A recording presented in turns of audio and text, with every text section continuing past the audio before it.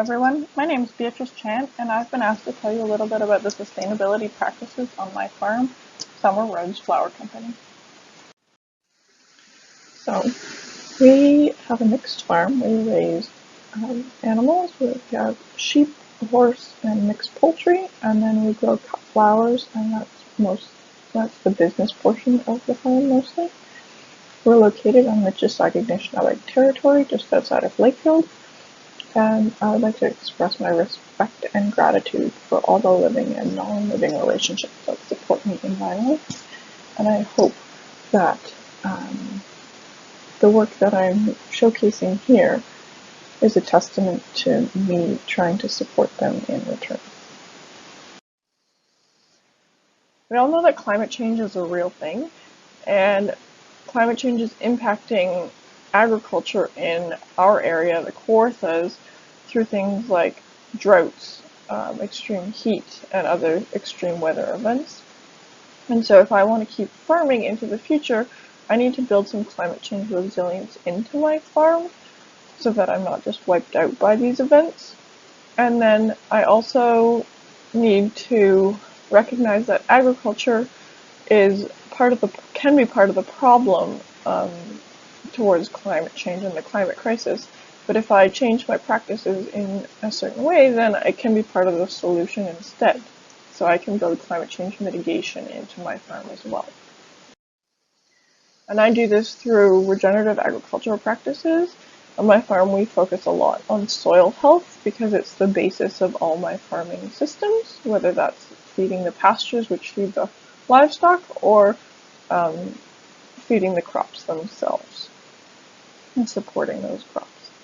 So we do this by supporting all the living soil organisms in our soil, which makes up the soil food web. So we want to keep a healthy, active soil food web in our soils, which drive the function of healthy soils and allow them to be the best they can be.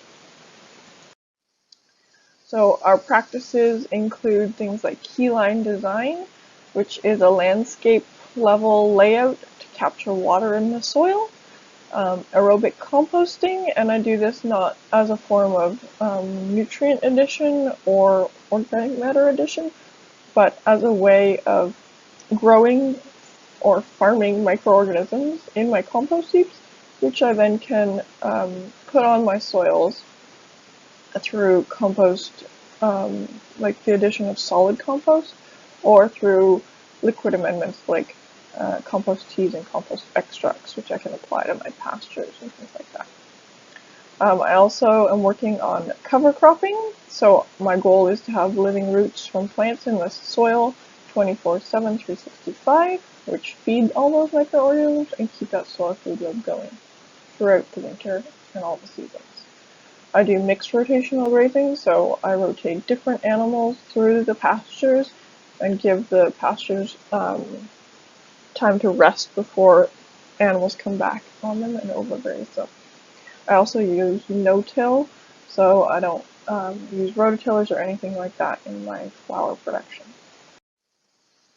So a healthy soil is obviously very important, and then if I use practices that help maintain a healthy soil, then my soils can do things like sequester carbon, prevent nutrient runoff, increase nutrient cycling, which feeds my plants and reduces my need for things like fertilizers, increase water infiltration and water storage and retention, so when we have drought periods, my plants won't just die.